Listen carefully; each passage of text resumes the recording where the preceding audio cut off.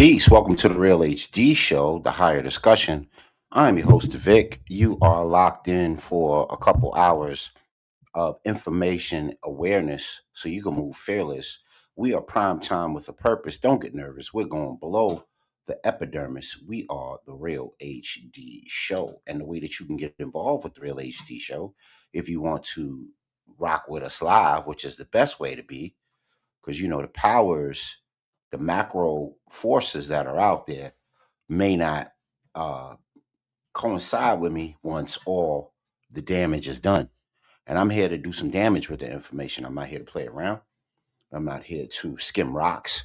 I'm here to give it directly to you, straight to your box, with the good, the bad, the ugly of our people. And we celebrate that with and we heal that with freedom music. Freedom music happens every time we have a show on Wednesday from 7:30 to 8 p.m. We play all that good house, hip hop, acid bass, jazz, soca, reggae, all of the above. That is soulful, that is edifying, that will give you some energy, that will put a battery in your back to do the things that you need. Tune in to the Real HD at 7:30, and you will get those things. Play anything you want to request, anything you want to vibe on. Make sure you do this. Make sure you like, share, subscribe, and turn on all your notifications so that every time we have a Real HD show, you can watch us, you can be edified, and you can share. You can share your thoughts, you can share the show, and you can be involved in the solutions that you want to see, because we keep rising to the top right here, like Kenny Burke. We keep rising to the top on this one. Anybody know that song? Um, Holla at me. We are blasting off from 5 Facebook pages, YouTube, Twitter, Instagram, Twitch, um, Kick, Daily Motion, D Live, Trovo Nation. We're everywhere you want to be. We are the Real HD Show, so tune in for the win. We need you to talk to us. We need your thoughts, and we need you to talk to us. So, ain't nothing new there. There's no show without you. So, if you have a conscious thought, anything going on in relation to the topic of the show, yes, we will be discussing Trump. We will be discussing this global, war effort that he wants us to thrust ourselves into, and what that means for the ramifications of not only the country but the rest of the world, and how we move forward the next 5 years or maybe even the next century. This global conflict will have shadows that stretch probably into the next century, honestly, depending on how severe or how mild this military offensive gets with Israel and the United States on Iran, and if the other global powers get involved and take sides. All right. So before we do that, let's get into our different segments, as it were. And what we do with those is we have a health segment. We have a segment dedicated to the blueprint of how it was all built and how it can all be achieved moving forward, which is our elders and ancestors blueprint. And then we have a lit city report, which talks about the wild, the wacky, the wonderful things that make our world go round, because we need to laugh and we need joy, right? So that's what we got on tap for the evening. And of course, power to the people news. Lots and lots to talk about in that area. So without further ado, let's get into our elders and ancestors blueprint. Is that what I want to do first? Let's see. Hmm. Is elders and ancestors what I would like to do first? Because the AAT report is going to be long, because that's like kind of like the meat, and that's kind of like the core of the show. So I'm trying to figure out if I want to do Stolen Legacy first, or I want to do. Let's do elders and ancestors, and then we'll just kind of extend it. That's what we'll do. We'll extend our elders and ancestors report. We'll have you join in. The way that you can join in is the link is the same from last week, right? The link is the same from last week. You can, and that link is Racha.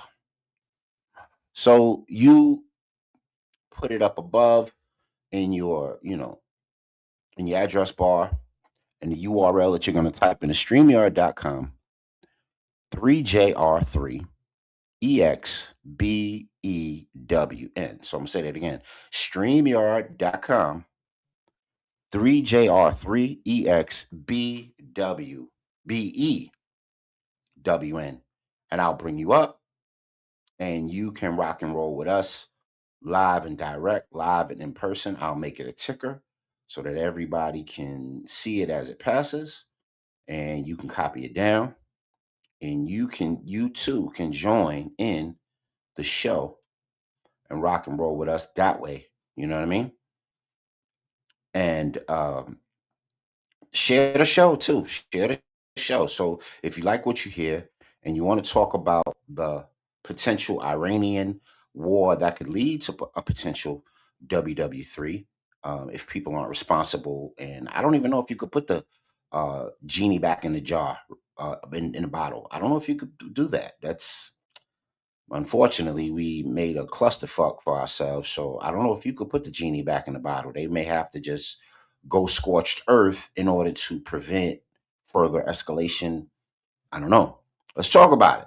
What does that have to do with melanated people? What does that have to do with melanated people over there? Of course, they're brown. They're bombing brown and black people over there right now.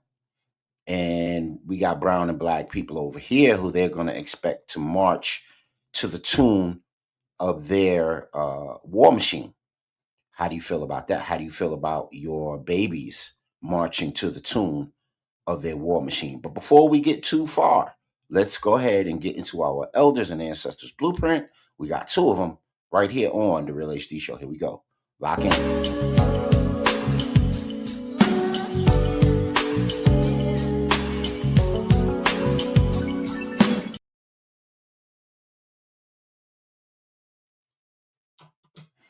Let me see if it's on. Trying to get it loaded up so you can see it. So as soon as it activates, I will start it. Yes, sir. There it is. Let me open it up and we can begin to make it better. All right. So there we have it. So we're up.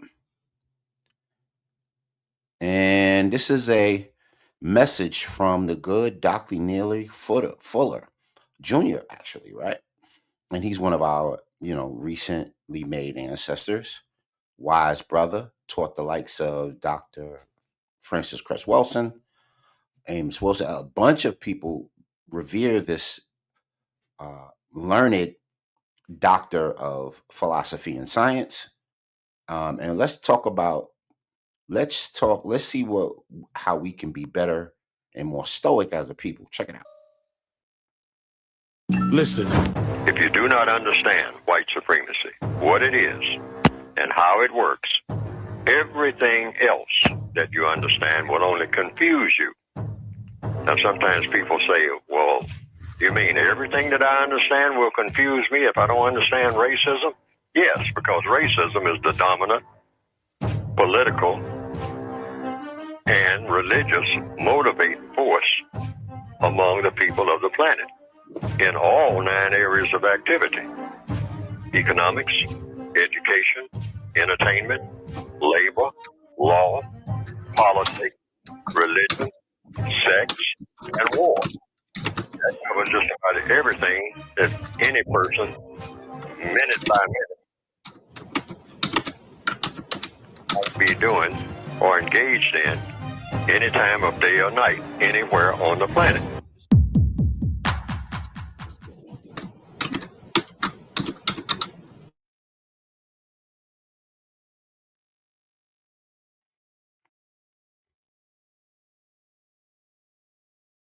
I almost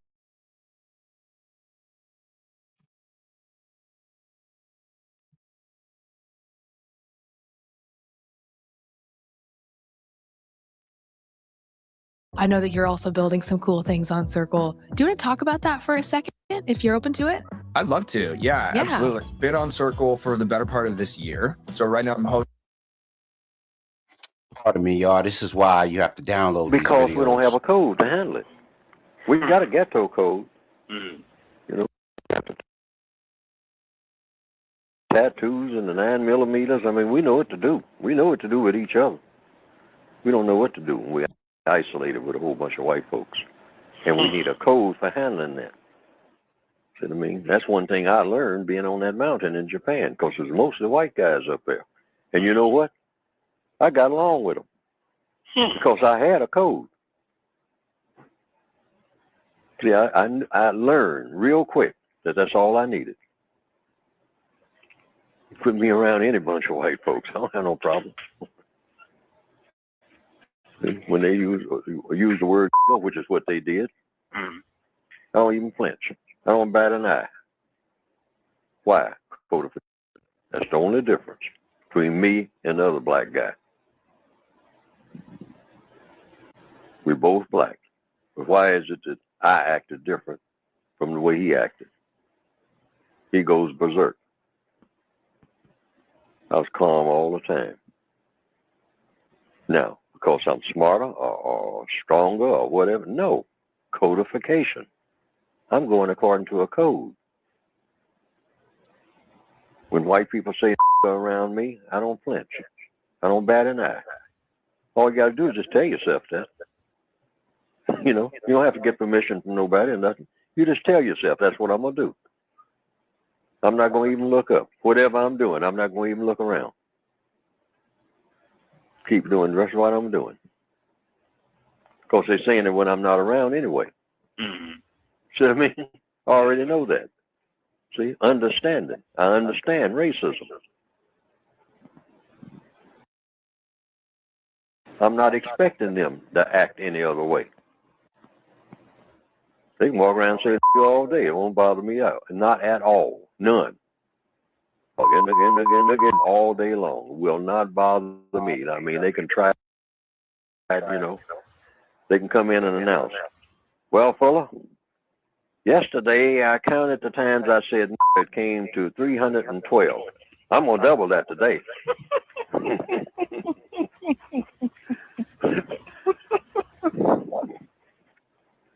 Help yourself. Triple it, you know.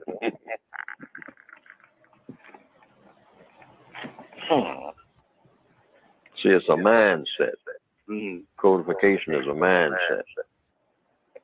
But it's orchestrated. It's precision. Mm-hmm. You start breaking bad and calling them whitey and all this old kind of stuff and all like that. Hey, it has just the opposite effect. Found that out real early. They're the ones tiptoeing.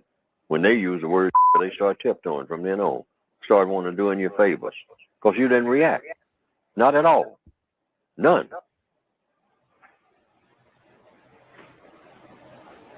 See, and that what's that's telling them is that this guy's black. I don't know whether he's a or not. You know? In fact, I don't know what in the hell he is, you know? Other than weird, you know? And that's one thing that the white supremacists don't like. You don't like to be able not to be able to figure you out. See, weird, I mean, no, you don't want them on the plantation or nothing. And see, and ain't nothing more weirder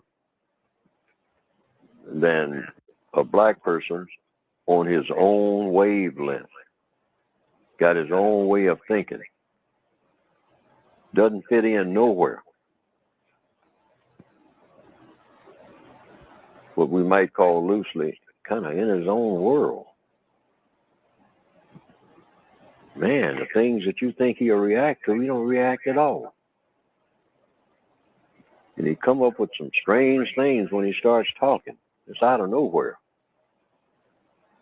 And very seldom talks about anything unless it pertains to something. That's a weird. You know?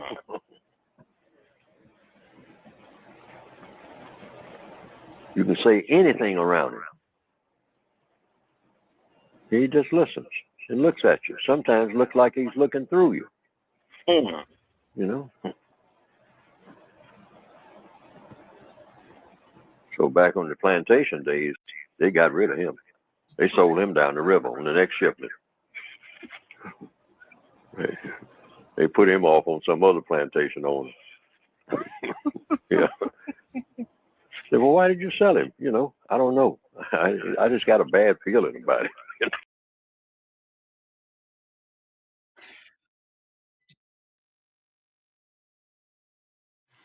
Peace and welcome to the Real HD Show, Sister Aurora. What's happening with you? Can you hear me? Yeah, unmute your mic. I unmuted. Hey, how you doing? I'm good. How are you this evening? Oh man, better. Couple of hiccups. Started a little late, but we here. We here. We doing we do your duty. We here to do the duty. You know, like they say in the islands. We're off do our duty. Yes, sir. So we here for that, and we got to deliver that awareness. People can move fearless. And right away, when Dr. Neely Fuller, that's an anime of Dr. Neely Fuller, and if you go on that channel, it's called Hip Hop Cartoons, and it's featuring. It's a really great way. You've seen it before. It's a really great way to integrate your children, grandchildren to our great orators, our great social scientists, our great professors, our great Black history scholars, without it being like dogmatic and boring and out of books. And then, of course, it can hopefully be a gateway to lead them to read more, get involved in Black history more, get involved in, the academic, scholastic aptitudes of it all. And Dr. Neely Fuller said in that clip he talked about almost playing chess, not checkers. So everybody reacted to the BAFTA awards and the fact that the guy who they quote unquote had Tourette syndrome and threw out the N word, and then everybody, from Montezuma to Tripoli lost their lunch. You know what I'm saying? And just reacted. Right? And they've been using that word for almost 500 years now. Right. And they use it socially like a mug amongst themselves. They may call us that, and they may even call themselves that because of how popular the word has become in entertainment, right? But immediately when Dr. Neely Fuller was talking about being stoic and looking through them and not reacting to those things, I immediately thought of Malcolm X.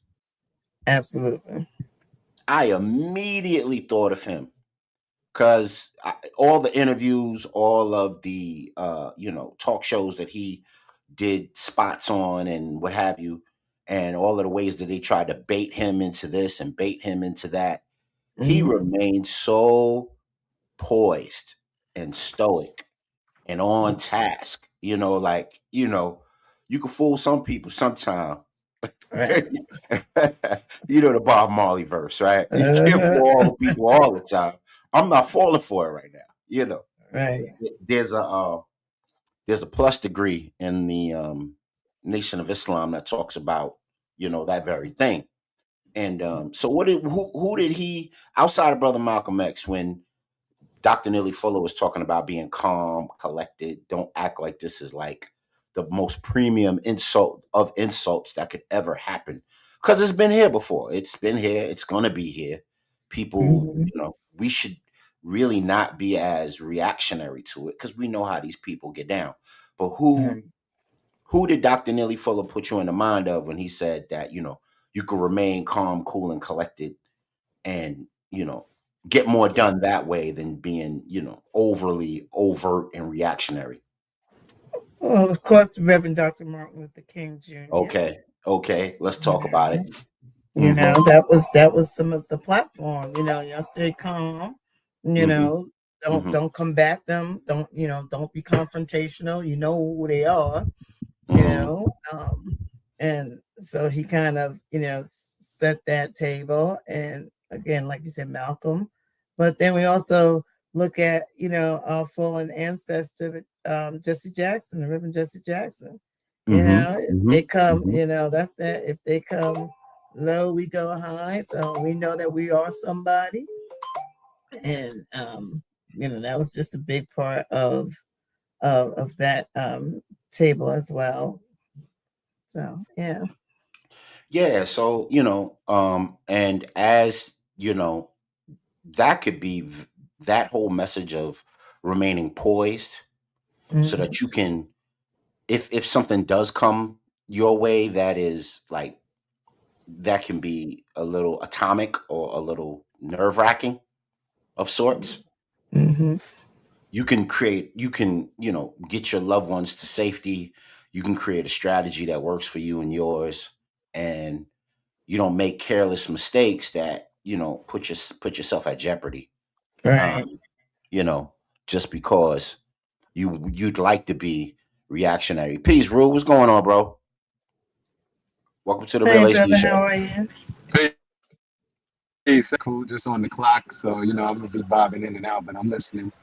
Yes, sir. Yes, sir. We're talking about Dr. Neely Fuller, and he was advising us in times of you know atomic issues or times of extraordinary circumstance to stay poised and to stay composed, so you can have a strategy and be better and not make careless moves that jeopardize yourself or your family. You know what I mean? And our Yeah, people nowadays, we kind of lack that ethic and we pay for it in the worst ways. You know what I mean? Poise and control. true. That is true. A lot of us is Yes. in jail because of lack of poise. This Mm-hmm. is Hmm. true. Yes, sir. Yeah, They to say a moment of Yes, yeah. sir. madness equals a lifetime of sadness. Yeah. That is Yeah. true. Absolutely. You're hot-headed. Absolutely. You know. And then, Yeah, we do. mhm. We do need to practice pausing before replying, and learning how to create a cushion before any major decision, giving yourself the ability to have a silent time to think and strategize things before moving on something. Yes, Mm-hmm. absolutely. Absolutely. Wise words. And especially in these times where we're just now learning that, the orange man has thrusted the country into a global conflict, a global armed conflict. Yeah, Um, the time now is not to 15 panic. global conflicts. The time now is not to panic. The time now is to think wisely, strategize, plan, um, gather resources, gather networking strength, and move accordingly. You know what I mean? Because we know these people have a habit of doing this. This is in their historical makeup. yeah. We have to tread softly, as they would say right now. Stay Mm-hmm. calm. You know, watch what direction the storm is coming from before you make a move. You know, Yes, this is sir. one of those types of situations. You can't jump out to defend every little thing. You gotta pick your battles, as they say. You gotta pick your battles. You gotta pick your spots to fight in, as we are saying. Yes, sir. Yes, sir. And then, if you do remain calm, poised, and execute, you can learn more and you do a little recon, right? A little recognizance and find out some more information before you bust a move. You Yes. Right. often can find out causality. You can find out, a lot of information that may help you in the way that you can move rather than just being reactionary. And we're Mm-hmm. going to do a little bit of that tonight, man, because there's some things that are going on in this world. And I'm not talking speculatively, I'm talking like logistically, that Mm-hmm. are, like this, like the cover of the show says, you know, you got two hands, and on one hand, there's this giant armed conflict that everybody's fearing. And on the other hand, while we're distracted by that news, you have multinational corporations buying up global data of everybody on the planet True. that may or may not have been going on Mm-hmm. if this smoke screen of this armed conflict wasn't a thing. I'm gonna have to go on mute. I'll be back on. True No, indeed. that's fine, bro. Do your thing. Appreciate you being on. All right. So, Sister Aurora, any thoughts on any of that before we kind of move forward? No, you're absolutely right. We have to be strategic in nature and not reactionary. And so, especially with all the distractions being thrown at us. So we didn't see 15 wars happening currently in Africa and in the Middle East. Mm-hmm. So we just gotta we have to stay vigilant, and we have to be smart about our moves. Yes, we do. We do. And we excuse me, I'm trying to type something Mhm. in. Okay, so that we can continue on, and I'll just wait for that to load up. I didn't download everything like I usually do for this episode, so I'm hoping Okay. that the the social media and computer gremlins are going to be favorable for me this evening, so we can have a decent show. But while we're waiting for that to load up, I wanted to continue our ancestors and elders blueprint because I wanted to talk about this here. Now, this is more like a stolen legacy moment than a blueprint because we weren't really successful here, but it's something we have to talk about. And this is about the theft of the Freedmen's Bank. So the Freedmen's Bank, as of 1865, was a bank created to help the soldiers who fought in the Civil War to, house store their money, store their valuables, and allow them to, as of 1866, and the Proclamation of Civil Rights, that you could look that up. Byron Allen won his cable case on that very law of 1866.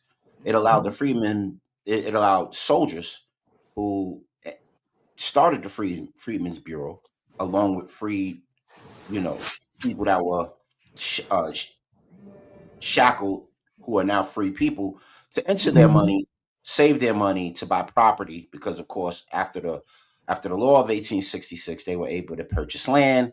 They were able to do Mhm. a lot of things that they couldn't do as shackled individuals. I don't like the other word. People could use the other word. I use shackled.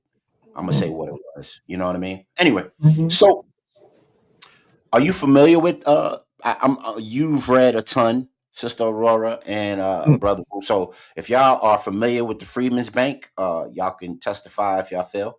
What I'd like to kind of get into as a subject matter with this is the fact that there was a bank, but the bank was not run by melanated people. It was run by a concerted group of white business owners that, and in an effort to not find the video, I'm just going to talk about it.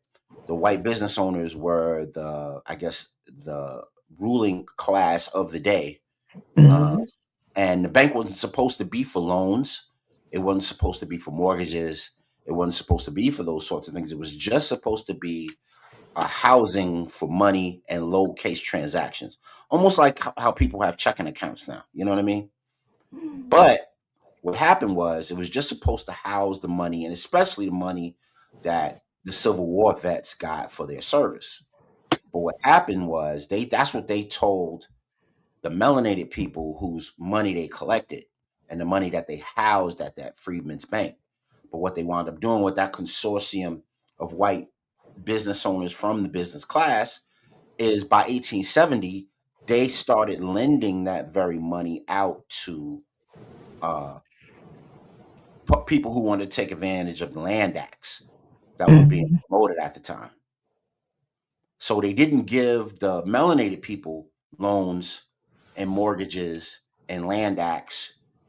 Of course, we all know that the 40 acres and a mule was yanked back. It wasn't um, It wasn't as from Jackson. He yanked it back once Abraham Lincoln was assassinated, and then but and of course they gave reparations to the slave owners who lost land during the Civil War.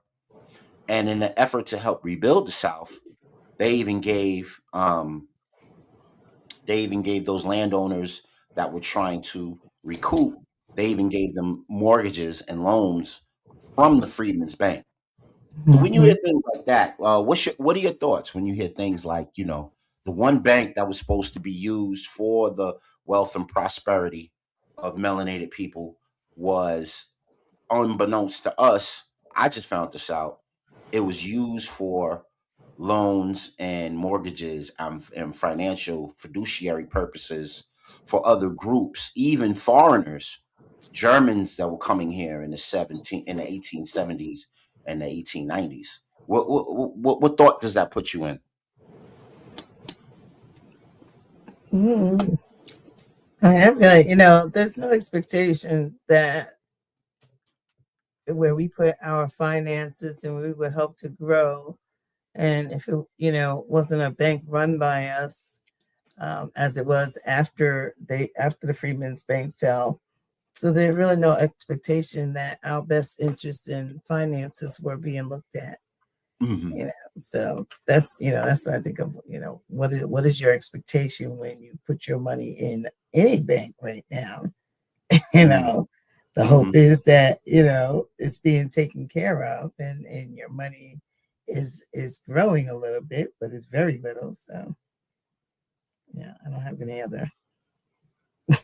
I wouldn't expect to sit there back in 18 wherever and to put my money into a place that was going to take care of it as a black person at that time. Right, right. So, you know, I just, you could just add this onto the list of debt that they owe brothers and sisters up to And this more point. than the 40 acres of mule. Right? Yeah, it's a whole lot of debt. You know what I mean? So when you Hmm. see people like Ta-Nehisi Coates and you got to go in front of Congress and almost feel like you're pleading to be heard about the debt that's owed, right? Hmm. And whatever way you want to title it, you could title it reparations, you could title it whatever you want to title it. You could just title it a claim if you want. All But right. but this is, to me, this is just one more instance of the heavy debt that's owed, and you can actually trace this because these were Hmm. actual accounts. These are actual monetary figures that brothers and sisters had to um, contribute it to on a daily basis. They were helping Hmm. their families with these accounts, and they entrusted that these banks as an institution, whether they white, black, or otherwise, were going to work on the better interests of them and their money. You know what I mean? Yeah, yeah. So if you can trace your family back to the Freedmen's Bank, Freedmen's Bureau, and Freedmen's Bank, right? You may be able to make a claim. So wouldn't it be wonderful if we could do that with 30 or 40 or 50 or even 250 people and then just have a big old class action lawsuit against that? And that'd be great. Because that would be something that you could legally and logistically have ties to. It's not Right. a pie. It's not a pie in the sky. Give me reparations for slavery deal. Slavery was over. This was bank accounts that were stolen from, money that was annexed in ways that was illegal that you could actually trace now, right? Hmm. Yeah.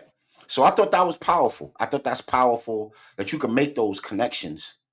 And if I could make those connections as just a simple teacher, historian, conscious brother, why isn't the NAACP and the CBC and all of these alphabet groups that claim that they're on our side? Why can't they do the historical knowledge and logistics in order to get these statistics and form a case against these people? Because isn't that what they had the big Freedmen's Bureau anniversary, and Kamala Harris and Biden was all involved a couple years ago. It was like an anniversary of the Freedmen's Bureau, right? A couple years I, ago. I Yeah, must have missed that part of the yeah, news. we we did a thing on the show about it, and it was the anniversary of the Freedmen's Bureau, Freedmen's Bank, and a lot of folks, a lot of politicians got up there waxing poetic about the promise of America. They didn't talk about the fact that the consortium group, the macro group that controlled the Freedmen's Bank, for all intended purposes, robbed them of their financial resources. Mm-hmm. And by lending it out, there was no what's the joint that guarantees your money in the bank? Oh, the A, FDIC. yeah, Federal. there was none of that back then. So Right. that was straight robbery, right? There was no Mm-hmm. federal government that was going to guarantee your money in the bank. So if they went and took your money and used it for purposes that you didn't agree to, is that not robbery? Is that not using your money illegally? Mm-hmm. Yeah, yeah. So so why do you think the mighty alphabet groups of our culture, having latched onto this, stated a claim and took this to court on behalf of our people for however long we've had this outstanding debt owed to us in just this regard? We ain't got to talk about slavery. We ain't got to talk about Jim Crow. Just this regard. What's your thoughts on that? Or anybody at home, if y'all got thoughts, please send them in. Because I got some, but I wanna hear from y'all. This show is nothing without y'all. Anybody could jump in on that.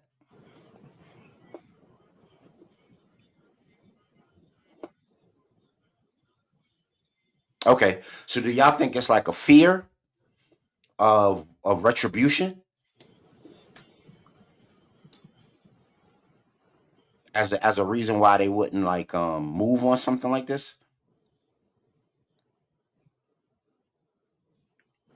Because in my opinion, there's a claim there in certain terms. Like you can't even like dispute it. There was a bank Mm-hmm. account. There were numbers associated with that bank account. There was money and resources tied to that bank account, and those resources were used illegally. Whether it was robbed or stolen or manipulated or moved without consent, something happened with those numbers.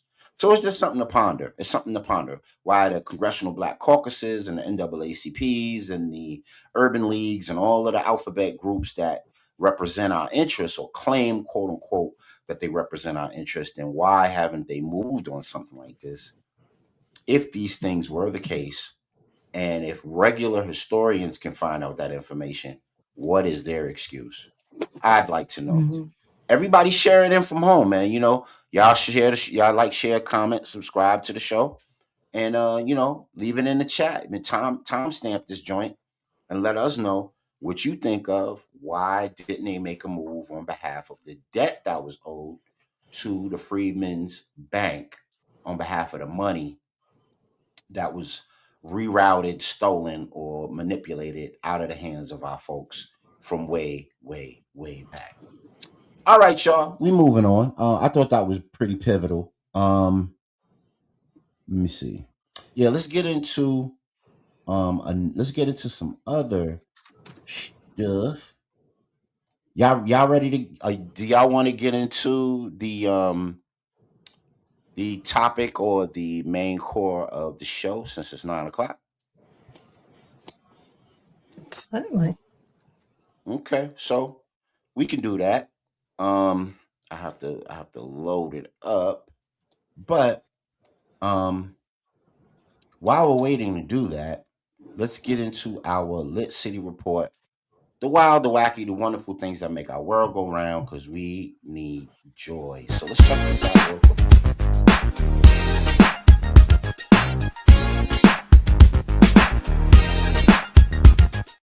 Mm-hmm.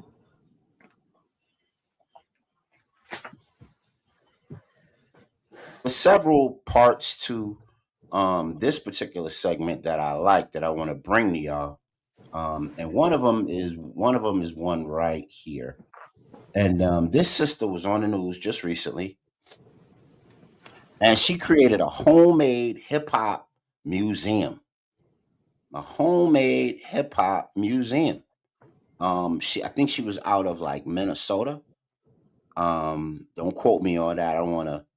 Um, I'm gonna try to find the clip. I thought this was really interesting, and it was her way of preserving hip hop in its purest form, um, and some of the mementos that came out of that. And let me see. Let me see if I can get this up really quick.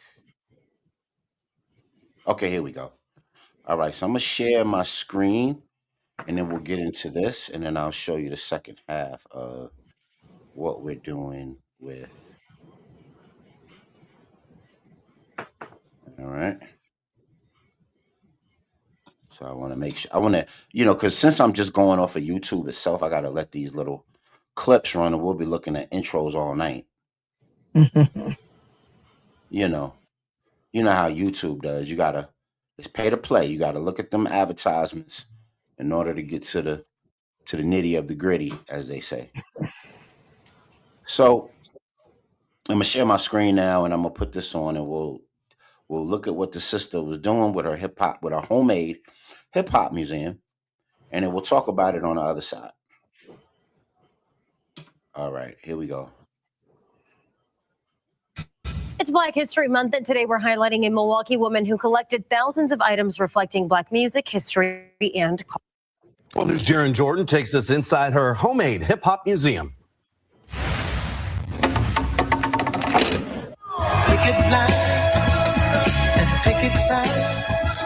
From the sounds of the Civil Rights era to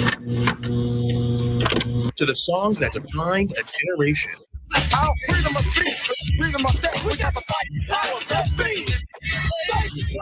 Music has served as a soundtrack to Black life and culture. Back in slavery days, it was music, again, the blues, jazz, got African Americans through things. You must learn.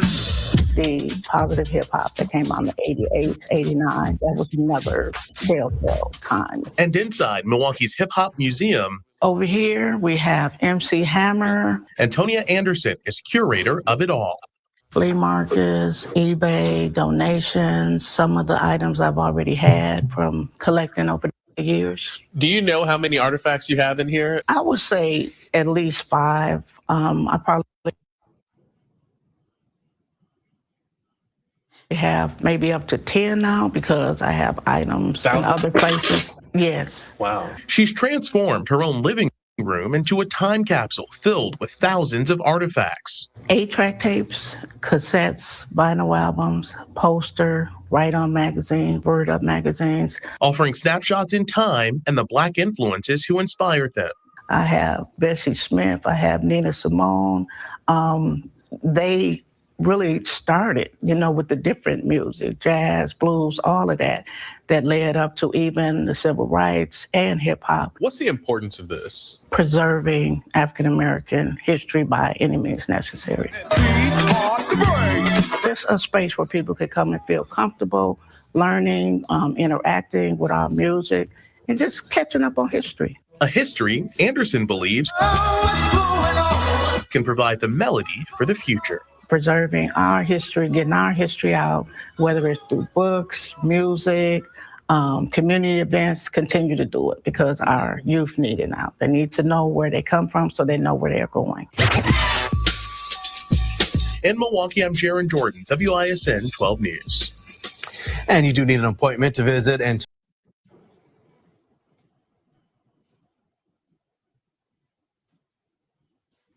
All right, there it is. Your thoughts. Talk to us. That's good to bring history into, old corners of the world. People do it by preserving a lot of their memorabilia and things. And now they recognize that it's more important than ever not to throw things out, So for her part of the world, she's doing what she can to preserve our culture. Absolutely. When they said "Right On" and Word magazine, I was like, "Oh, take me back. It was all a dream."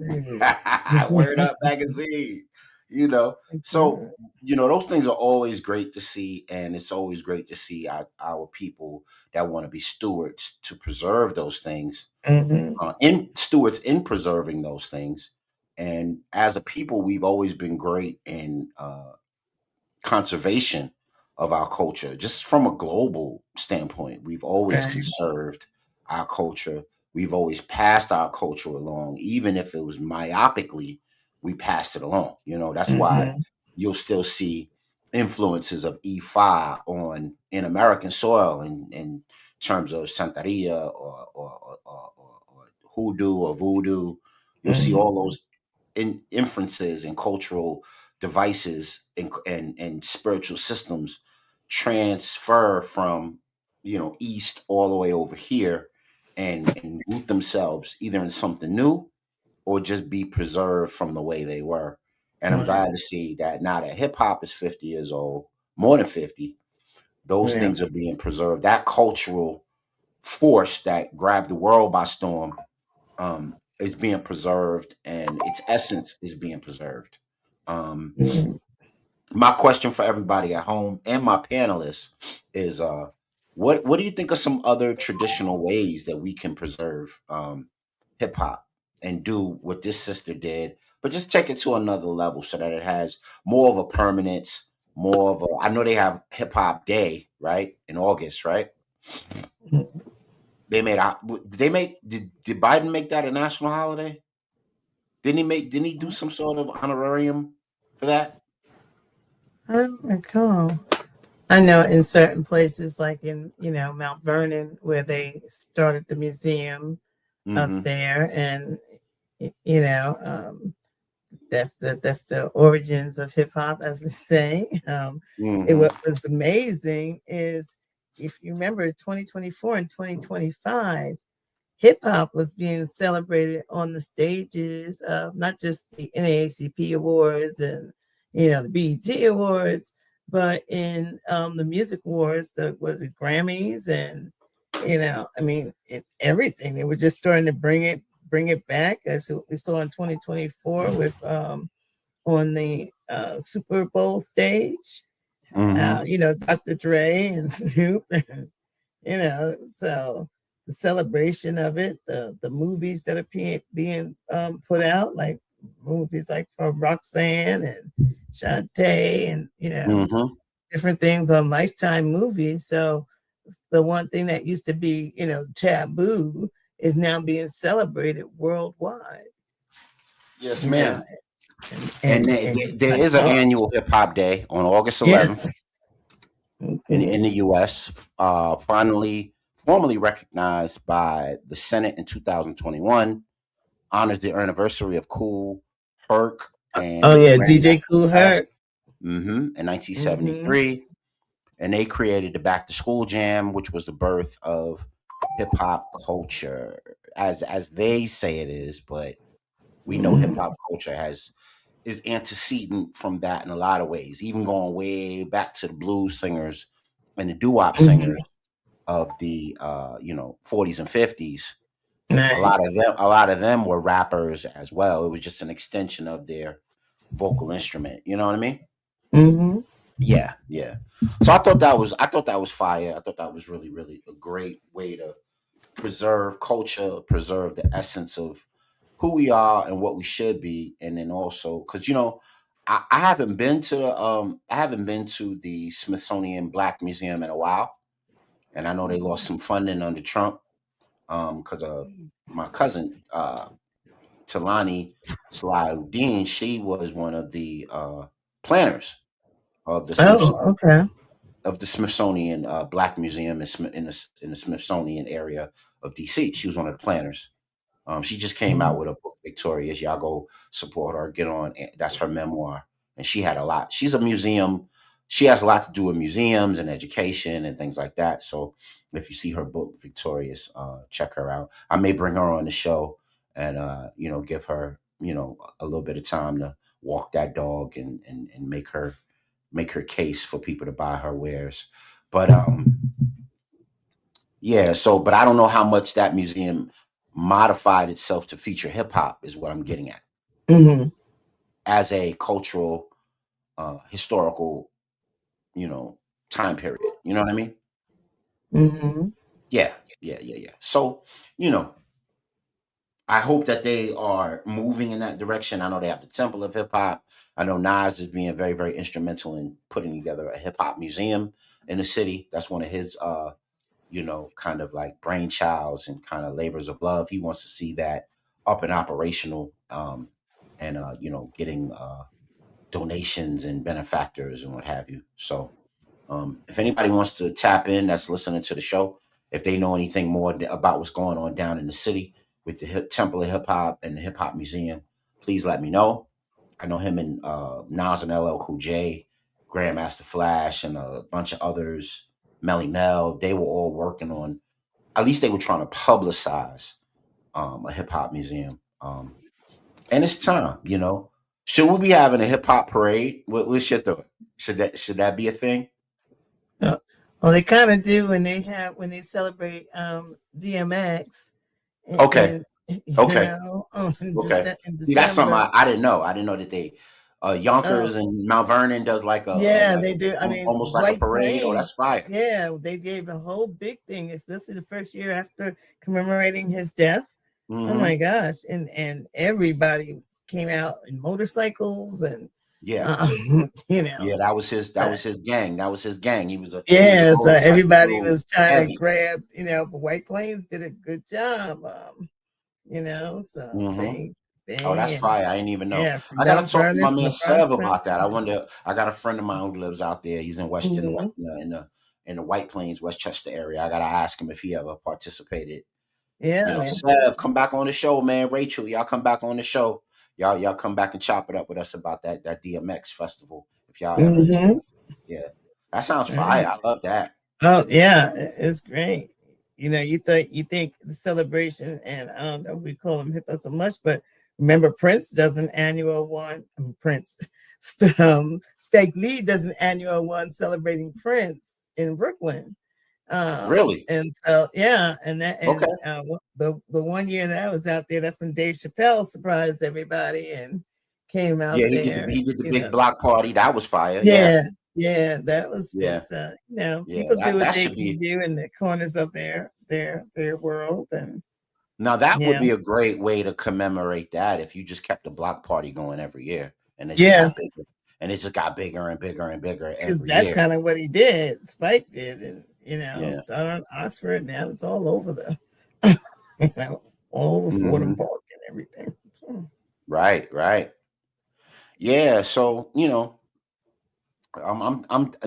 are sort of the things I wanted to just bring those things to light, talk about that a little bit. It's important because as much as they're trying to erase us and erase our presence in books and erase our presence in American history, or at least tell our story through their eyes and not through our eyes, And not in right? ours, yeah, Exactly. We have to make all the stops to control the narrative of that and be very, very absolutely. vigilant that way so that such a world defining force is not like hip hop is both economically and culturally is not ignored in times to come. you know Hmm. yeah, so all right, so let's get to it. Because it's a little after 9, and I was hoping for a bigger panel, but that's fine. Everybody can timestamp it and leave your comment. What did you think of when and it was very subtle. They didn't give any warnings. Yo, we about to bomb. US and Israel is about to bomb Iran, and that could potentially throw us into World War III. So when you heard that happening, what were your initial thoughts, Sister Aurora, or You know, or or or, or Ruben, if you have the opportunity to jump in? yeah. I mean, when you hear that one, there's a person at the helm who's unstable and starting wars, because again, where you look at why is our eyes on a file or a couple of files when 15 wars are in effect right now. currently being carried out and instigated by the United States of America. You Yes. know, and people's children are over there. You know, the mission was peace initially, and he has come and created chaos. So, Hmm. you know, I mean, the first thing you think, well, I think is one, I got to pray for those families who have persons over there, because people say, oh, you got soldiers. Some soldiers are someone's child, father, mother, aunt, uncle, grandfather, grandmother. You know, Agreed. there's somebody to someone, and to Yes. some communities. And so when we think, you know, when people say, oh, soldiers killed, no, there were soldiers. There were 3 women killed this last engagement, you know, but we heard about the 4 white soldiers that were killed. And anybody who's killed, it's a thing, but why not share, you know, the women who just died? One was 23 years old driving a Jeep. The rocket hit the Jeep. The other 2 were on the base that was attacked. But did we hear about them? No. You know, it takes, I mean, one, I guess, is from Georgia and the other South Carolina. It takes them to celebrate them, but why aren't we celebrating them as a country? So again, you feel some kind of way because one, you know that the leader of the free world troops is unstable, and Mm. people that understand that he's unstable should really, you know, be concerned when you hear about these words. But then, you know, our eyes were being we were being distracted on all kinds of fronts. The Epstein Right. files, you know, this is we're being distracted, and now we see that, you know, this war that just didn't happen, it just blew up though. And so, and blowing up was, you know, people like, wow, what are we going to? No, we've been in the war. And so now that it's blowing up, and now it's back to news, you know, the news platforms and things, and, you know, it becomes concerning to the rest of the American people. It's something that was been brewing. And like, again, we were being distracted, so we couldn't see news over there. Yeah, a question that I'd like to ask in terms of what you're saying is this is, you know, based on the war machine and the, you know, multinational corporation that is the war machine, because of course we know Mhm. that G4S trains G4S in Israel trains American policemen, American military personnel, and by virtue of that, America sends armament and money to Israel to carry out their various nefarious purposes. Of course, it's virtually been a state of apartheid over there with them versus the Palestinian state, and of course, all of that came to a head with the Gaza conflict of recent, the scorched earth Mhm. that happened in Gaza, and now we're dealing with those same forces that undergirded, supported one another, now tag teaming to take out Iran, who showed support for the Gaza region. And now the war is all now the war machine, the multinational war corporation aim is at them in full mass. So Right. how does that how do we like I always think that that was an eventuality anyway. You know what I'm saying? Mhm. So my next question is, do you think that the whole bricks of it all, with the bricks of it all, do you think that China and Russia owe them some support, some manpower, and will that have us metastasizing this conflict into something crazy like a World War III? What do you think?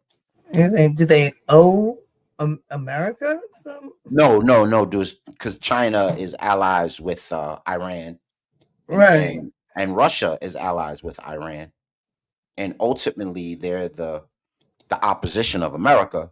So do you see China and Russia, you know, giving armament support and joining the war effort, you know, versus Israel and the United States?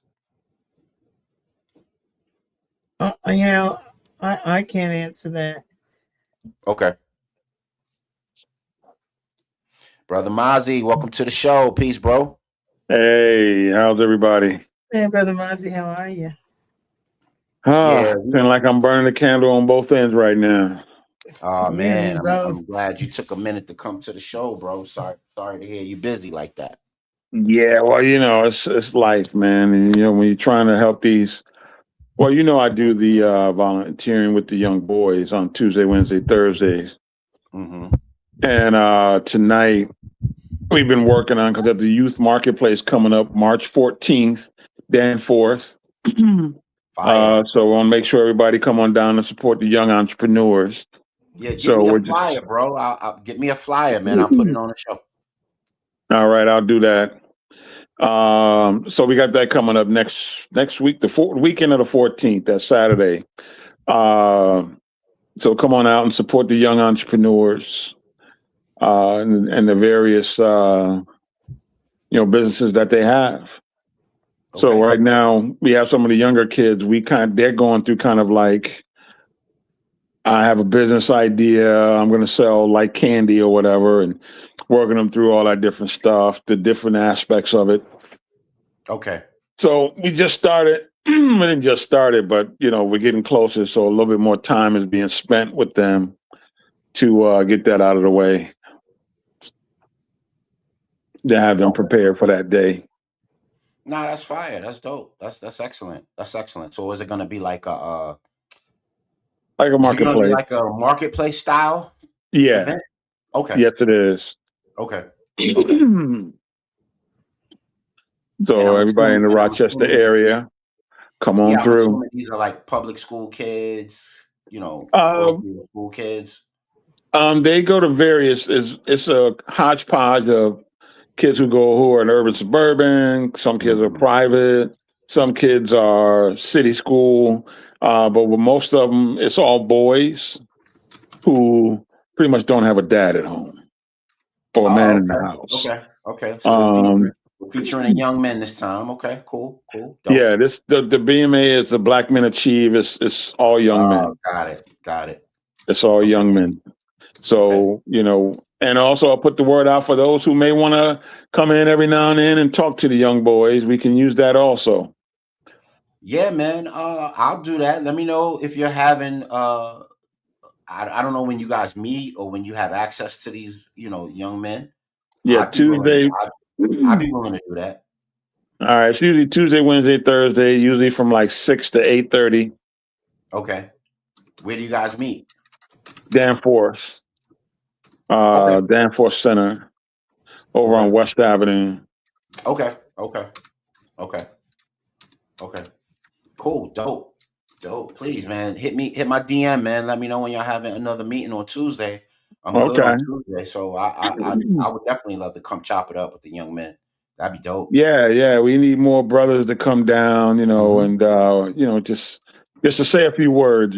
They hear from me all the time. And they hear from Jermaine all the time, and a couple other brothers.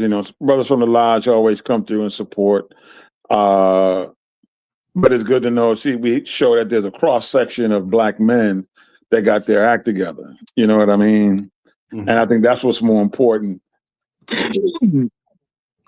That they see that there are men in the community out here that are, doing what men are supposed to be doing. Yes, sir. Sounds like a wonderful opportunity to do something honest. Yeah. And support the young men and give them something to aspire to, or just give them some advice. Do you get any high schoolers? Do you get those? We take them ages 8 to 18. Okay. How many So high we school? have two sets. Basically, we got the 8 to 12, and then like 13 to 18. Oh, fire! But we have days where they're all together, and then there's days where they're separated. So, what are your overall numbers? Like, how many kids do you get on an average Tuesday? About 20 kids. Oh, that's great. That's a good number. That's really good. Yeah. Oh, wow. If we combine the two groups, we probably get about 25, 30 kids. Oh, that's hot. Okay. I say less, man. I'm there. Let me know, man. Just hit me And up then like the Monday before, and I'll pull up. All right. And then on the weekend, sometimes we take them on trips. We've taken them to Cleveland, we've taken them to DC, Philly, New York City, Boston, Pittsburgh. We've taken them a lot of places. So every now and then on the weekend, we need some drivers and some chaperones. Okay. Yeah, I hear you, bro. That's a labor of love. I know. I've been there way too often. I've been there way too often, way too much with my sons and their friends and trying to help them in all their, development endeavors growing up, sports and academics and community service and all the rest of it. So I'm all too familiar with that life. So yeah, I mean, let me know whatever I could do. Yeah. And here's something that's really strange, man, that I just thought was really wild. We teach the kids a lot of basic life skills, which is so surprising that you would think that they will be taught this stuff, about hygiene, how to iron your clothes, fold your clothes. Right. Even though some of these kids don't have men around, even the women they're around, I don't know what they're teaching them, man. They just every one of them got a phone. Right. And, I kind of went off on the kids yesterday about putting the phones away. Right.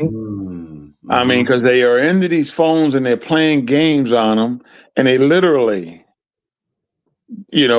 everything else just goes out the window, man. Nothing exists but that phone and that game that they're playing. Or whatever they're engaged in. Yeah, I know. I would definitely collect it before whatever event started. You know what I mean? Yeah. You know what? It got to be a big problem because, with so many kids coming through, and then, you got some parents, and my son's phone was, the kid had a jacked up phone when he got there. And then he gonna get it when she get it back. My son's phone was working. Like, that phone was not working. You need to stop. Right. So you got to deal with all that kind of stuff, man. And remember, I know my kids. my kids broke the screens on their phones 1,000,001 times. Nah, mine was wrapped in bubble wrap. My kids. They know how I am. They look at me like, "Can I take it up the street and spend $100 to get the screen fixed? Why? So you can play video games?" Yeah, So I feel you on that, bro. I feel you on that. So we're talking about support Brother Mozzie, and I'm gonna try to get down there and do the best I can and plug some holes and build some bricks and help these young men out with their development as much as possible. But we're in the middle of talking about World War III Incorporated, bro. Okay. I don't know what your POV on the whole thing is, but we know this dude and this Netanyahu dude is trying to thrust the known world into this global conflict to suit their own clandestine and nefarious purposes. When you heard that this was starting and popping off, what were your initial thoughts? Well, I don't think they're trying to. Well, two things. One, if you're a religious person and you actually or if you listen to Nostradamus and all of them, the Middle East is the great antichrist that everyone is looking at and whatever else. But taking all that out the mix and looking at it from a geopolitical perspective. Yes, sir. World War III has started years ago, and we've been fighting for which superpower, what countries are going to have hegemony on the planet. Yes, sir. And more importantly, over the resources. And the moves that's been made by the U.S., because it's not Donald Trump. He ain't that smart. He don't think that deep. Because if he did, when he explained half the stuff, he'll be able to explain it in a way that don't make him look so stupid. Yeah, it was not good. It was not good. Because he don't know what to say. Yeah. We went after Venezuela because China purchases about 70% of all Venezuelan oil, which is about 20% of Chinese oil needs. The second thing is what happens with China, and this is why the The 7 liberal arts and sciences are very important because we need to start learning and understanding what else goes on this planet in the science world. The oil in Venezuela is very, very, very thick. It's sludge. Yeah. And Cool. you can't move it through the pipes, as you know. So the way you move it through the pipes is you have to mix it. Well, you mix it with something very light, typically with some very light crude. Well, the interesting thing is China gets 30% of its oil from Iran. Yes, sir. But Iran also has very light crude. So you can take some of that crude down to Venezuela, help push it through the pipes to get it to the U.S. And the U.S. has refineries. Our refineries, the reason why the U.S. does not refine its own oil is because we have light crude.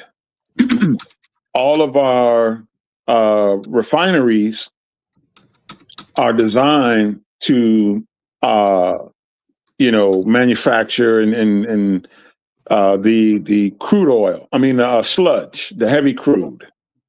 Yep. So what this does is they're making mention of that in a macro sense on a couple of PBS documentaries, and they're even CBS, now that it's owned by Paramount and now that it's owned by these larger conglomerates that are controlling the macro messaging. They want to show how hardworking, white men on these oil rigs are. So they got the Landman series out now, and then they're putting out all of these macro messages about. Everyone keeps telling me about that show. Yeah, white. As you know, I'm always late when it comes to labor the and white love and white economics and how and cartels. Right, and cartels and how essential it all is. You know what I mean? Yeah. Well, since so much of the pedagogy and the macro messaging has been about, melanated people, they want to reverse that and start talking about the plight of, folks that are working in the Texas plains. They see that as, how rough they got it. Americana. They see that as, broad Americana. You know what I mean? Yeah. So basically, as it relates to World War III, I think it's already started, but World War III isn't going to be the war that we think it is, of everybody blowing everything up. Because the reality is, the weapons that are out there, so if we got into a full-scale war, we would just completely destroy that side of the planet, and they'll destroy this side of the planet, which means the planet as a whole is destroyed. So nobody's willing to do that. So one of the things that's going to take place is it's all these shell games playing, and how can we one up each other on different things. So us controlling the oil in Iran and in Venezuela puts us in a position to control what happens with China. But more importantly, remember, Venezuela was going into BRICS and was selling its oil in yuan, and so was Israel. Israel was not doing its oil. And remember, whenever a country don't sell its oil in dollars, we attack them. That's just been how it's been historically. And so now we get to control not really the oil that's going to China, but we get to keep our economy going, and we keep the dollar propagated until we tokenize our economy and our debt in particular. And then the other thing that's taking place, bro, I'm about to play something in a second, but go ahead. And then the other piece is,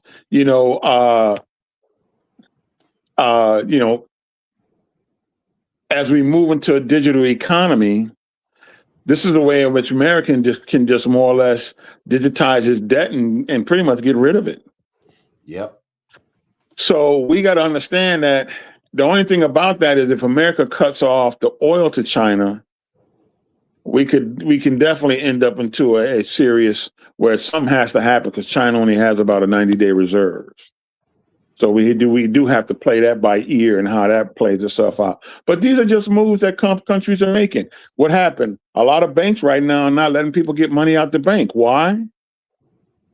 Because one, is tokenization, and two, because of the cyber attacks that are taking place coming out of Iran and China. Yep. So I wanted to get to that because, of course, these armed conflicts in the history of war and peace, these conflicts that happen. I know people want to Keep it barbaric. purport this as a one and done, right? Like it's only going to last a little bit of time.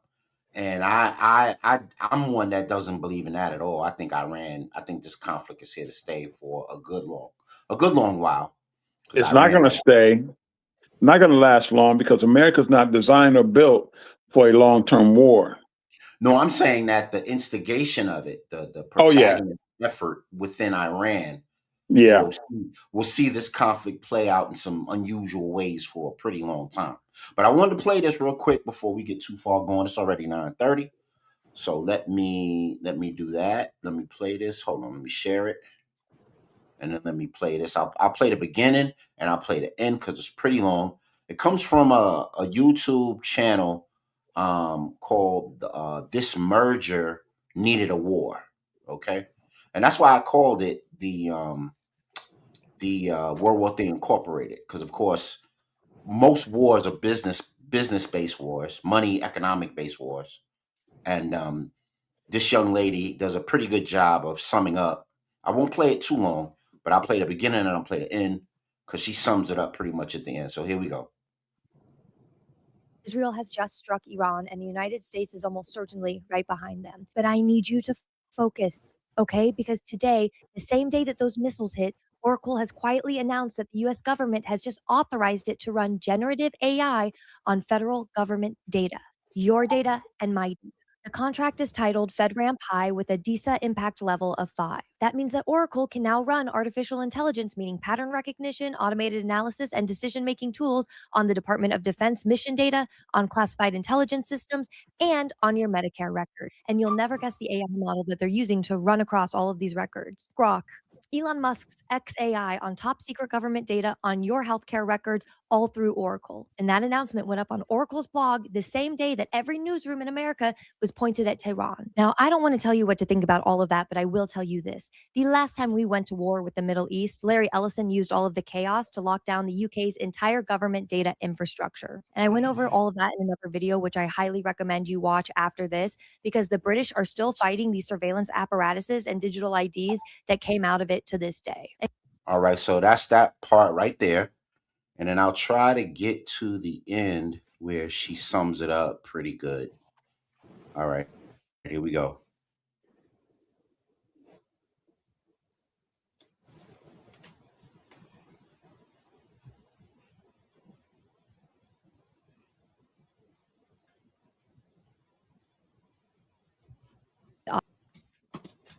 The AI Toolkit is live on our list. Every leading AI tool you need for video creation is now organized for you.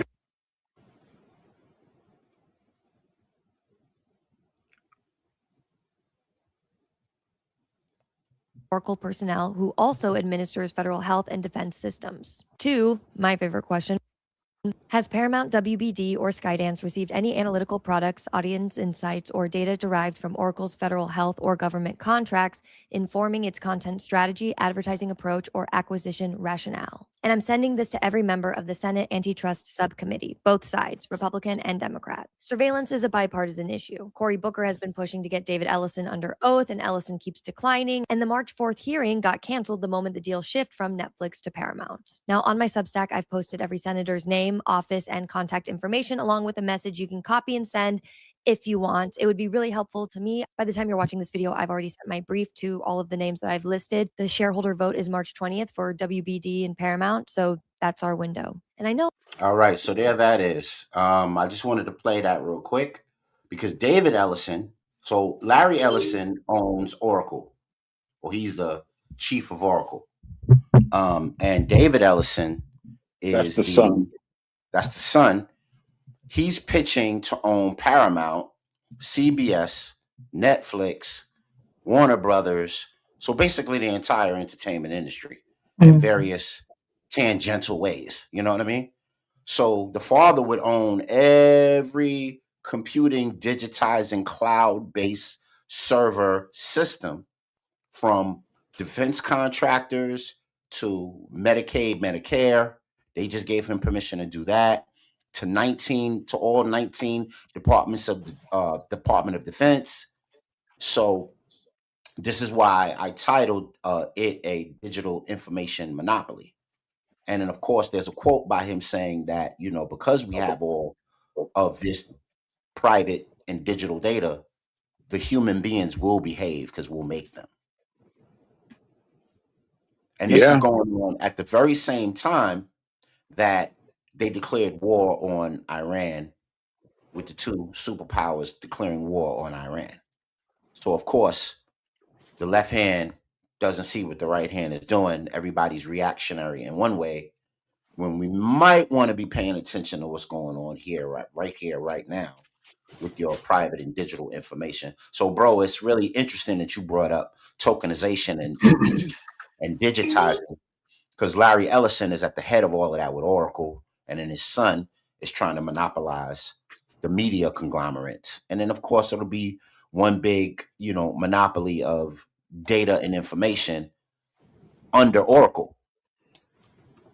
Sister Aurora, when you hear stuff like that, what's your initial thoughts? And with there's always an underlining when you're talking about business or so-called business measures and platforms.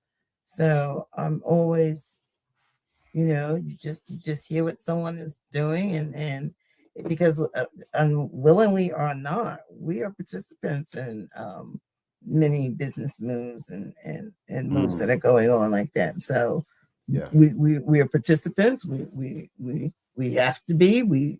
It's weaved into bills that we pay and services and goods that we need. So but isn't that something? You can't turn on a personal computer, a phone, a tablet, a work-based computer, and before your computer even shows what your company is, they showing that Oracle pop right up.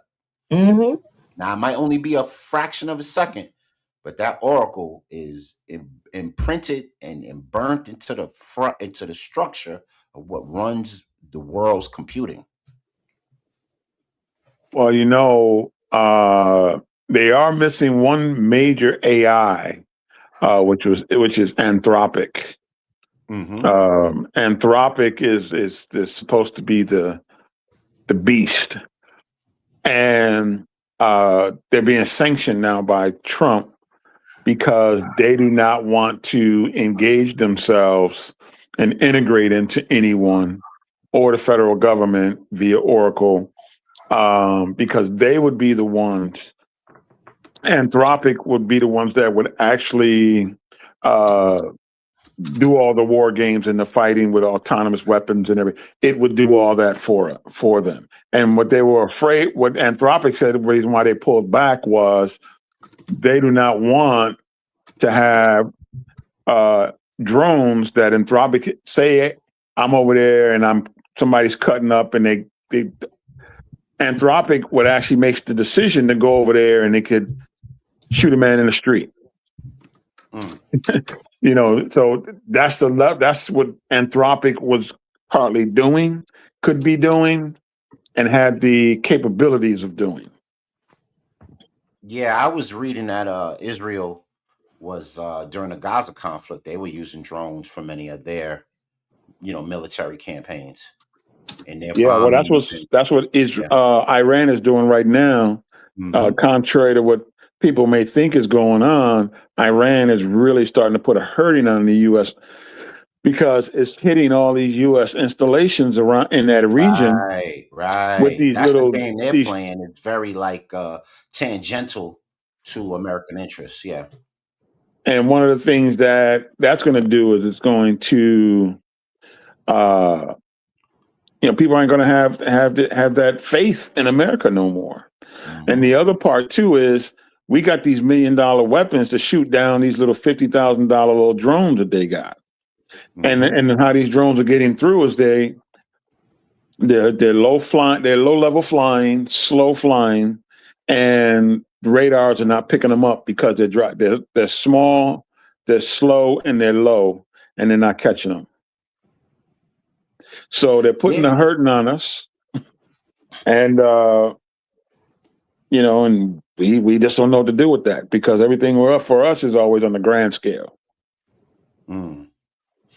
Yeah, they said something. There's the Iranian forces said something like they have, they have munitions like that they could just continuously toss out there, and then just get America to burn off their, whatever munitions they have, Yeah. and then they'll bring out their heavier artillery bombs and rockets and missile guided systems, and then begin the real hurt, begin the real part of it. And of course, all of the, um, American interest states that are in the Middle Eastern territory, they want to drag them into the conflict too, to muddy up the economic and allied interests Mm-hmm. of how the war is moving. You know what I mean? Mm-hmm. If they could drag, the Horn of Hormuz, and they can drag Saudi Arabia into the conflict, and all these other interests that have allied with with Western powers at one point into the conflict. Now you're getting America, tiptoeing through the tulips to be as, forceful as they can be. You know what I mean? Right.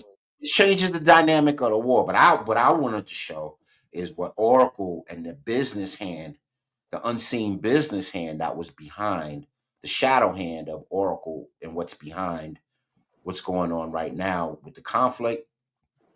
And then, of course, Oracle is a friend to Israel. It funds Israel's war efforts and in Israel's munitions developments. A lot of people don't know that. Well, Sorry, isn't Larry Ellison, isn't he Jewish also? yeah, yeah, Uh, yep, yep, you yep. know. So, that's the whole APAC at work and all the rest of it. So, Well, you heard about your boy Hakeem Jeffries, right? yeah, yeah. You heard that? Tell the people about what Hakeem is doing, man. Bought and sold by APAC, I funneling the money. know. I They- showed it on the show, and people be like, "You got your conspiracy poofy on, man," and now we seeing it. Nah, bro, Now we this is seeing it in real time. Listen, man, this was in mainstream newspapers. Yes, yes. But I'm talking about when I talked about it maybe last year or the year before, Yeah. Yeah. Because this brother just popped up on the scene, man. Think about it. And we gotta, when are we gonna become politically savvy where you don't have some guy just out of nowhere now, he's a talking piece for the Democratic Party out of nowhere. Mm-hmm. Mm-hmm. Because he wasn't the Democratic choir boy. He was like public enemy number one for the Democratic Party at one point, and now they're using Supposedly. him. When he first got on board, they didn't like him, Yeah. and now they're using him like he's everyday paint. You know what I'm saying? So the question was he legit, or was that all part of the program? Yeah, yeah. They say they give everybody, all the politicians, whether you CBC or you're a regular senator or a regular congressperson, representative, they give you an APAC agent. And then you got to sit down and have dinner with them. And Tavis Smiley, go on Tavis Smiley's podcast. Oh, Tavis Smiley has a dope podcast because he switched from his live right. show to a podcast. And he blew APAC up. He blew the APAC, CBC. He still got that rebel form about him. Go check out that episode on his podcast. You may have to dig, and maybe last year or maybe the year before that. But he blew up them at the World Economic Forum, giving up the goods about how they influence how APAC and the World Economic Forum influences American politicians, how they're bought and sold, how they even recruit them out of college. And I played that little bit of I played that sound bite on the show because he interviewed a former representative in Congress, and she just spilled it all. She just let it all loose. Peace, brother Gospel. What's going on with you, bro? Peace. Yeah, man. We talking Well, about. you know why that happens is because once again, White people in general go into politics to carry out whatever the agenda is. Yes, sir. Black people go into politics as a profession. So that means you have to get paid from somewhere. Great assessment. Great assessment. Absolutely, absolutely true. Absolutely true.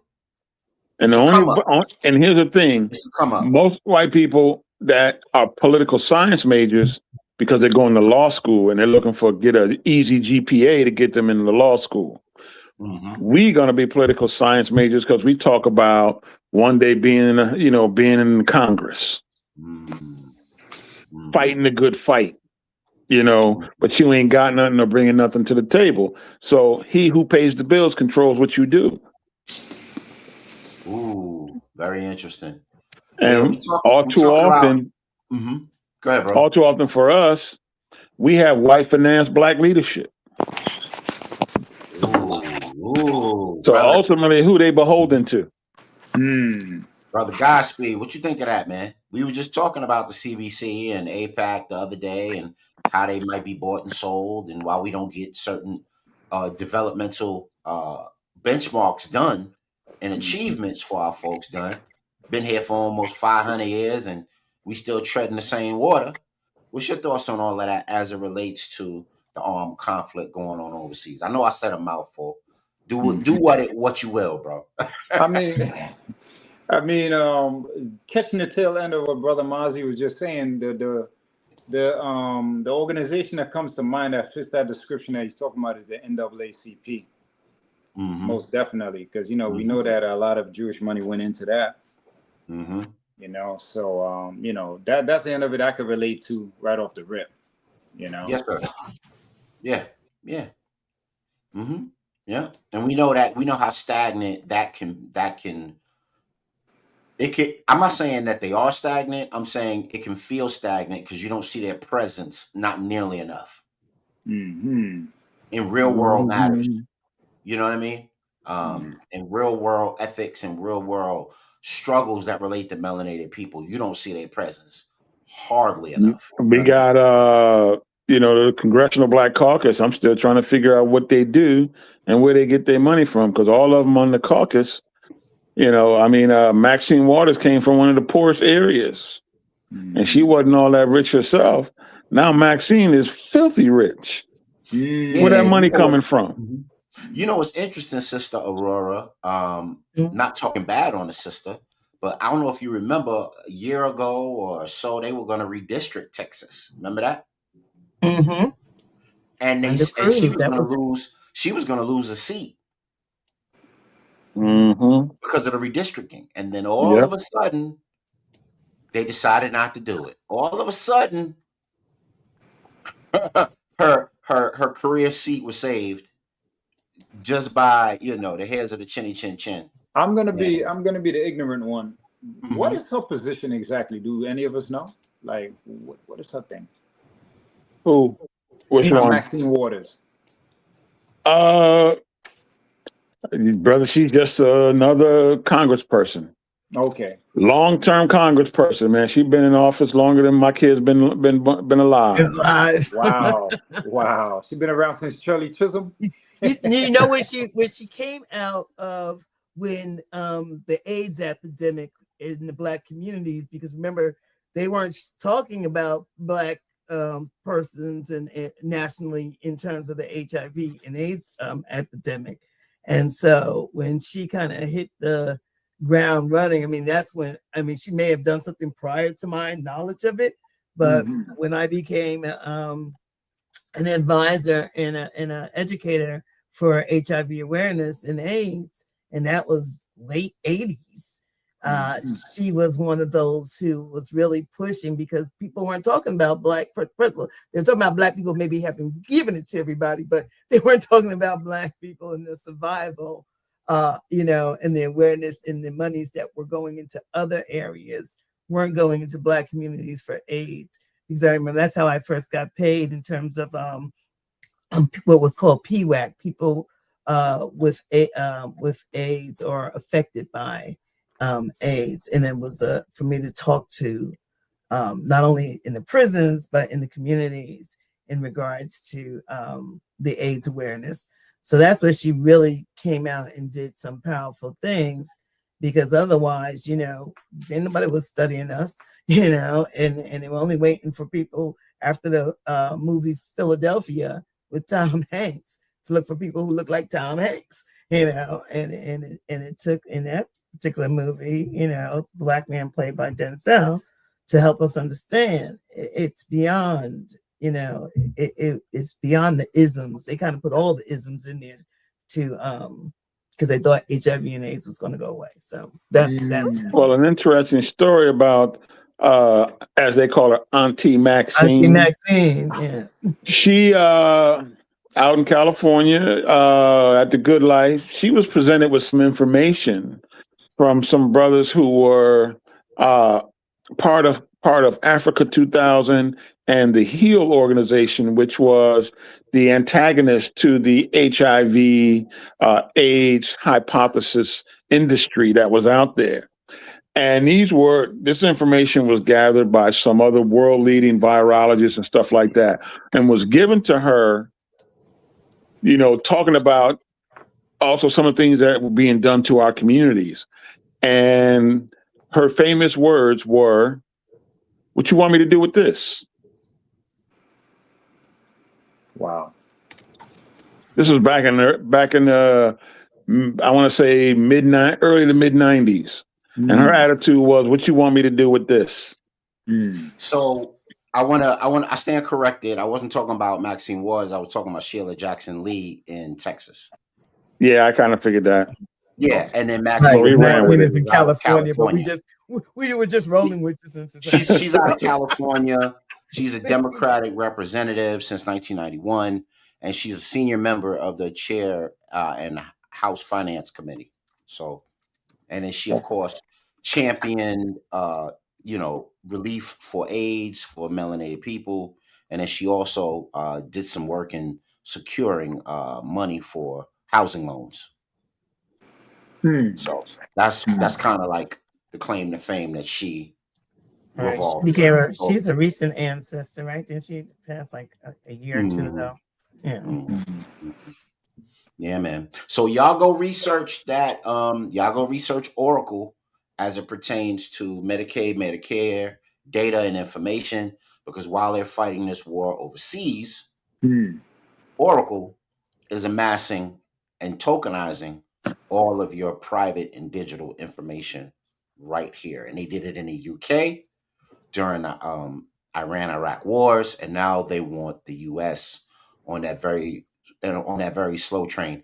And what's interesting is they wanted to create those 15-minute cities in the UK, and then them people in Oxshire and all those different regions in the UK, they went nuts. They protested. They burned shit down. They paraded in the streets. So just go ahead and research that information, and let's talk about next time what this got to do with melanated people in the United States, because it has a lot to do with us. And then also, we need not get caught up into whether or not America and China and all of them, are we going to engage in in Iran and everybody, a big world war. If there is going to be something that happens, maybe it's just ways to throw some new something out there, reduce the population, create 15-minute cities, and allow for the true globalization and one world system that they preached about many years ago. I'm glad you said that, because they're saying that the sonar weapons that they used in the Venezuela conflict, they think that can be used in this conflict as well. But then, of course, they'd have to get close enough to the Iranian masses to actually put that off. So, to be continued with that. So, like you said, it'll be fought on some different fronts than just, very different than World War II, Vietnam, the Korea efforts. Yeah, it'll be fought very differently. More AI, more machines, more bombs. It'll be the theater of it will be surrounding those things, and then how people will be involved in it will be a different matter altogether. And and we know they all working together. Yeah, of course. Yeah, y'all. So I'm glad y'all could join the show. Sorry I don't have many more videos and slides and all the graphics and stuff I usually bring. Running late, trying to get things done last minute. But I'm glad y'all could join. If y'all liked anything on the show tonight, anything was interesting, y'all wanted to expand and study something a little bit more, please leave a like, a share, a subscribe. Please turn on all your notifications so that every time we have a Real HD show, you too can tap in and we can have a higher discussion. So for everybody on the panel, well, let me ask my panel. Do y'all have anything? Mozzie dropped his piece. Sister Aurora, Brother Luck, y'all have anything y'all got going on socially or community wise that y'all want to announce and get the people behind before we get out of here? Just Okay. All right, cool, y'all. So for everybody that tapped into the Real HD show tonight, my super intelligent panel, I appreciate y'all coming on. Y'all come on back. Y'all like, share, subscribe, comment, turn on your notifications. And I'm going to say peace. And y'all walk with power. I will see y'all next Wednesday. Take care, everyone. Be safe.